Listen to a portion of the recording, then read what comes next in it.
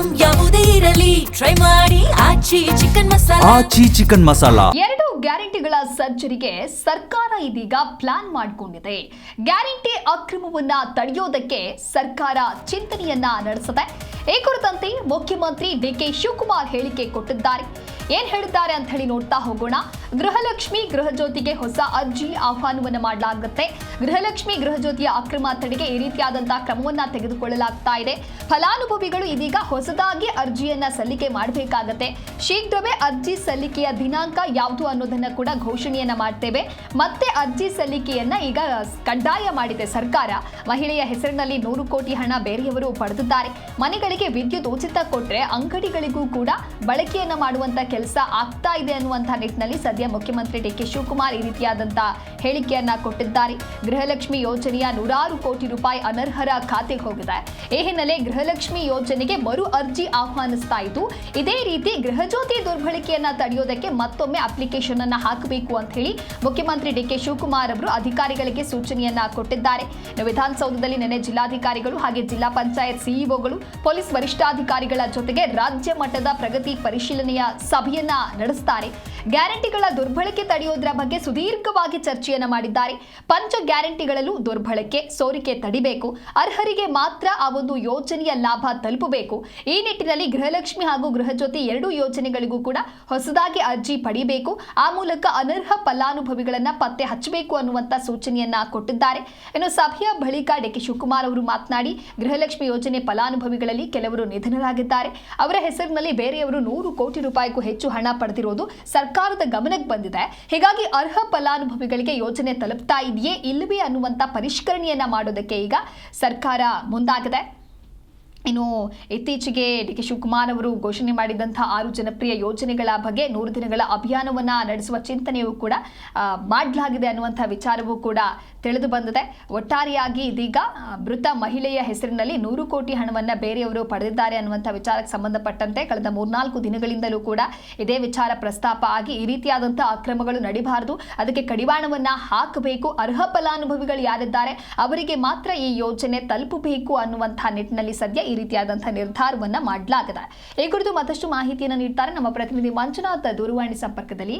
ಮಂಜುನಾಥ್, ಈಗ ಗ್ಯಾರಂಟಿಗಳು ಅರ್ಹ ಫಲಾನುಭವಿಗಳಿಗೆ ತಲುಪ್ತಾ ಇಲ್ಲ ಅನ್ನುವಂತಹ ನಿಟ್ಟಿನಲ್ಲಿ ಸದ್ಯ ಸರ್ಕಾರ ಮಾಡಿರುವಂತಹ ಪ್ಲಾನ್ ಏನು? ಮುಖ್ಯಮಂತ್ರಿ ಡಿಕೆ ಶಿವಕುಮಾರ್ ಅವರು ಯಾವ ರೀತಿಯಾದಂತಹ ಯೋಜನೆಯನ್ನು ರೂಪಿಸೋದಕ್ಕೆ ಸಿದ್ಧರಾಗಿದ್ದಾರೆ? ದಿವ್ಯಾ, ರಾಜ್ಯದಲ್ಲಿ 5 ಗ್ಯಾರಂಟಿಗಳು ಮುಂದುವರೆದ ಭಾಗವಾಗಿ ಜನರಿಗೆ ಕೈಗೆಟುಕುವಂತಹ ನಿಟ್ಟಿನಲ್ಲಿ ಸರ್ಕಾರವು ಕೂಡ ಹೊಸ ಆಲೋಚನೆಗಳ ಮೂಲಕವಾಗಿ ಹೊಸ ಕ್ರಮಕ್ಕೂ ಕೂಡ ಮುಂದಾಗುವಂತ ಕೆಲಸಕ್ಕೆ ಸರ್ಕಾರ ಮುಂದಾಗ್ತಾ ಇದೆ.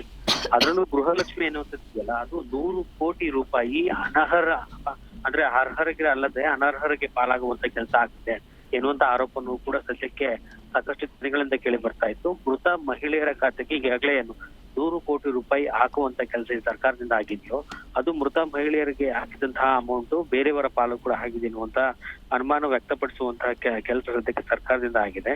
ಗೃಹಲಕ್ಷ್ಮಿ ಯೋಜನೆಯಲ್ಲಿ 100 ಕೋಟಿ ರು ಹೆಚ್ಚು ಅಂದ್ರೆ ಅದು 100 ಕೋಟಿಗಿಂತಲೂ ಹೆಚ್ಚು ಹಣ ಏನಿದೆಯೋ ಅದು ಮಿಸ್ಯೂಸ್ ಆಗಿರುವಂತ ಕಾರಣದಿಂದಾಗಿ ಮರು ಅರ್ಜಿ ಆಹ್ವಾನಕ್ಕೆ ಸರ್ಕಾರ ಮುಂದಾಗಿರುವಂತದ್ದು. ಇದೇ ಸಂಬಂಧಪಟ್ಟಾಗೆ ನಿನ್ನೆ ಸಿಎಂ ಡಿಕೆ ಶಿವಕುಮಾರ್ ಅವರ ನೇತೃತ್ವದಲ್ಲಿ ಅಧಿಕಾರಿಗಳ ನೇತೃತ್ವದಲ್ಲಿ ಸಭೆಯನ್ನ ಮಾಡ್ತಾರೆ. ಸಭೆಯಲ್ಲಿ ಈ ಹೊಸ ತೀರ್ಮಾನಗಳನ್ನ ಕೈಗೊಳ್ಳುವಂತ ಕೆಲಸ ಸರ್ಕಾರದಿಂದ ಆಗ್ತಾ ಇದೆ. ಮೃತ ಫಲಾನುಭವಿಗಳ ಹೆಸರಲ್ಲಿ ಏನಿದೆಯಲ್ಲ, ಬೇರೆಯವರ ಹಣ ಪಡೆಯುತ್ತಿರುವಂತದ್ದು ಕೂಡ ಸರ್ಕಾರಕ್ಕೆ ಗಮನಕ್ಕೆ ಬಂದಿರುವಂತಹ ವಿಚಾರವನ್ನು ಕೂಡ ನಿನ್ನೆ ಪ್ರಸ್ತಾಪ ಆಗಿದೆ.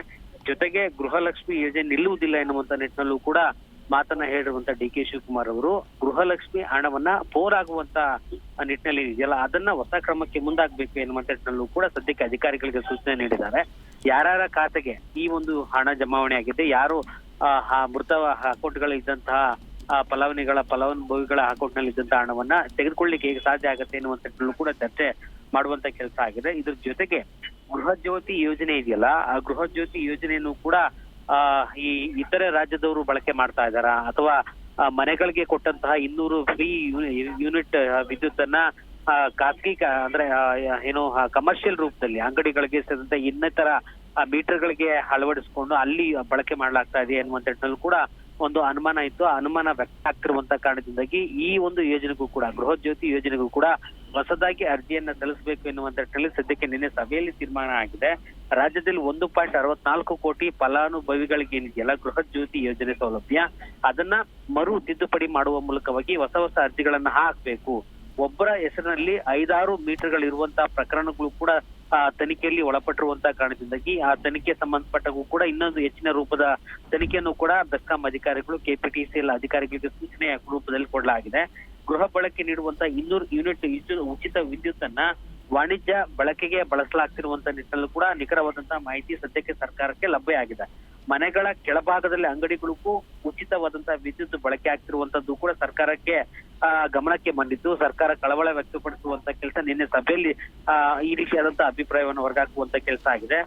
ಫೋಟೋ ಸಹಿತವಾಗಿ ಗುರುತಿನ ಚೀಟಿ ವಿತರಣೆ ಮಾಡುವ ಮೂಲಕ ನೈಜ ಫಲಾನುಭವಿಗಳ ಗುರುತಿಸುವಿಕೆಯನ್ನ ಸದ್ಯಕ್ಕೆ ಸರ್ಕಾರ ಹೊಸ ಯೋಜನೆ ರೂಪದಲ್ಲಿ ಮಾಡ್ತಿರುವಂತ ಕಾರಣದಿಂದಾಗಿ ಯಾರು ಅರ್ಹರಲ್ಲದವರು ಏನಿದಾರೋ ಅರ್ಹರು ಅವರಿಗೆ ಸೇರಿದಂತೆ ಈ ಗೃಹ ಜ್ಯೋತಿ ಬಳಕೆ ಸಂಬಂಧಪಟ್ಟಾಗಿ ಮಿಸ್ಯೂಸ್ ಏನಾಗ್ತಿದೆಯೋ ಅದೆಲ್ಲವನ್ನು ಕೂಡ ಹೊಸದಾಗಿ ತಿದ್ದುಪಡಿ ಮಾಡುವ ಮೂಲಕವಾಗಿ ಹೊಸ ಯೋಜನೆಗೂ ಕೂಡ ಸರ್ಕಾರ ಕೈ ಹಾಕಿದೆ ಅಂದ್ರೆ ತಪ್ಪಾಗಲ್ಲ. ದಿವ್ಯಾ.